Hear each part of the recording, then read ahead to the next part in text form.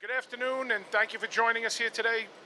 We wanted to give an update on where we are as a city in the snow removal process, and I'd like to start today just by completely acknowledging the incredible job that the sanitation workers and frontline staff and the critical people at DSNY have been doing throughout the entire storm event.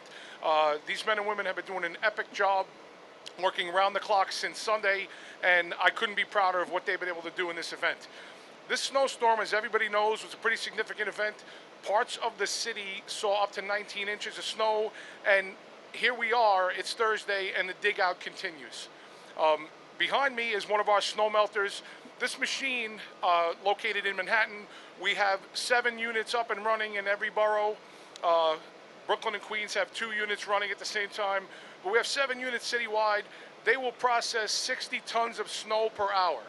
Okay, and what we're going to do is we're going to bring a mountain of snow to these locations and looking to get rid of it. A lot of the questions that people often ask the Department of Sanitation in a big snowstorm like this is, what do you do with all that snow?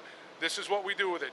We station these melters on top of an approved DEP sewage line, and the output goes to a water treatment center.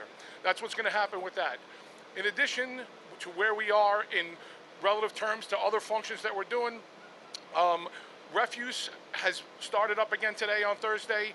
We're asking all residents, just be patient with us, because the same men and women that are out there fighting the snowstorm are now coming back around in very difficult conditions, walking, as every New York City resident knows, to walk in and out of that traffic, in and out of those piles as well, to come and get the refuse. We're going to have service delays for the rest of the week, but we are coming, and we will come. We'll look out for messaging, because recycling pickup will also start, just not right now.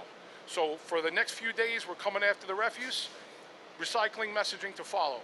In addition to that, we're out there trying to fix all the quality of life concerns for all New York City residents. So we're doing crosswalks and catch basins and fire hydrants, and we're trying to clear that. We've employed between 300 and 400 emergency snow laborers every single day, and we're going to employ them again tomorrow for sure and for the next couple of days, trying to get to all that infrastructure that needs hand shoveling and attention. Now, thankfully, we got a little bit of warming today, and it looks like we're going to get a little bit of warming tomorrow. However, I want to stress to everybody that each night, those overnight lows are going to come in, so you may see some slick spots. Definitely look out and watch out on the overnight, because you can have some refreeze and some icing areas. But we're going to be working for the next few days to try to get the refuse that's been backed up and to continue working at this snow removal. It is February. It is cold. A lot of this snow is not going to go away right away, so you have to have a little bit of patience. And one further public message, we implore everybody, especially in the bike lanes. We've cleared a lot of bike lanes, and now we're seeing snow being pushed back into them as people try to clear their property. So again, we thank everyone to come out and do their part.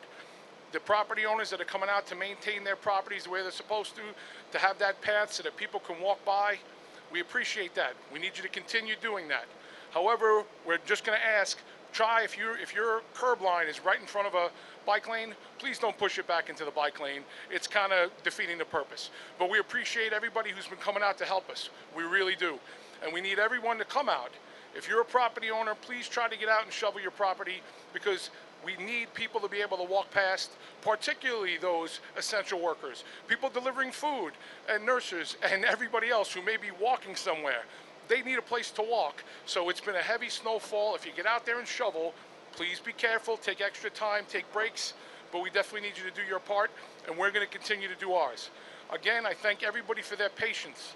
I couldn't be prouder of the Department of Sanitation and what they've been able to do in this response, and now I'm able to take questions.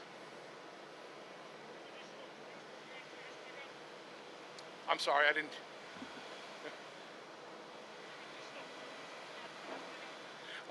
No, actually, we'll be running a reduced amount of crews, but on extended tours. So the question was, are there additional crews picking up trash? No, there are. We only have the same amount of people that work here. So we've got half the workforce about doing snow, the other half out there on refuse, and we're going to do everything we can to get back on schedule, but it will take a few days. Any other questions?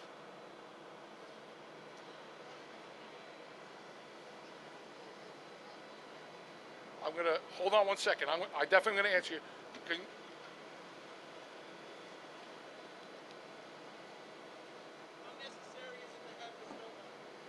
How necessary are snow melters? Very. Um, One of the things with deploying snow melters, when we plan for this, it's not just the depth of snow. It's now, thankfully, the meteorologists are telling us that the system that was coming in on the weekend is staying south. But there was a potential that there was going to be a secondary snowfall this weekend. So as we plan, not only is it a significant snowfall, is going to definitely warrant a melter, but we're also looking to deploy and start melting snow to free up room, specifically when we think that there's a secondary event coming. Yes. That's a great question. So if you're digging out your car, where should you put your snow? So in fairness, we definitely need you to try to do your best to triage where you're going to throw it. I don't recommend throwing it back into the roadway, simply because depending on how much snow is already existing on the roadway, we may be coming by as we're triaging throughout the night and pushing it back towards your car.